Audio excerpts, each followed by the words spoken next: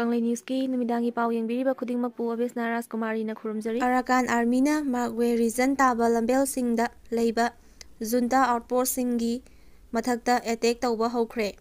Ethnic Arakn Army amasung makhoiga susinnaba atopa rebel groupsingna Arakn state amasung Mathkta gi mafam samnariba an padan lambelda thamliba Myanmar junta gi outposting aduda attack chathaba haukhre hairi. Mafam adugi paugi source na phongdorakpagi matung inna Mathkta gi ngape township tagi kilometer 32 rom chatlaga leiba Arakn mountain khungangsing aduda leiba junta gi outposting anida Arakn army gi maikaidagi attack tawba haukhibani. Junta gi military personnel sing aduna thamliba outposting adugi achauba mathaudi Natyekan artillery base adubu ngaksenbani hairi.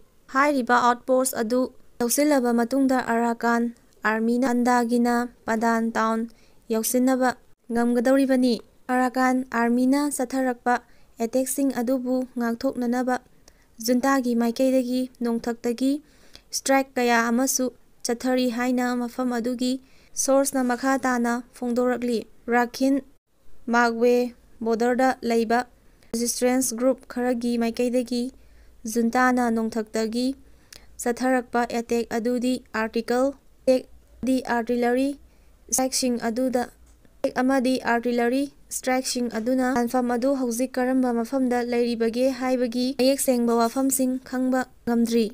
Adubu kan army na junta gi personnel singna gi artillery base adu ngaknanaba thamliba outposting aduda akanba mawongda attack chathari haibasimadi achumba oire hairi. Makha tarakpa pauda Manipur kaiba haibadudi ingak kakraba matungda oigadra aihak leiringaidadi oiroi N Biren. Jiribamda accident thokpada CRPF personnel 13 sokle. Thaudoga singarang numidang pung 3 lom taba matamda Jiribam district ZT road Paringgi Laltingkhan khun mapada CRPF ki Esper gari ama accident thokpadagi gari aduda tongduna lakpa CRPF Jawan 13 asok apan nangkhre hairi. Accident aduda punna CRPF Jawan 13 asok apan nangmadagi khudakta manak nakna leiba kunjasinggi mateng yauna Jiribamgi phamung yangkhai leiba hospitalda pukhatuna layeng sathaki. Asokpa jawan singgi mathakta jawan marigi fivam khara thina sokpadagi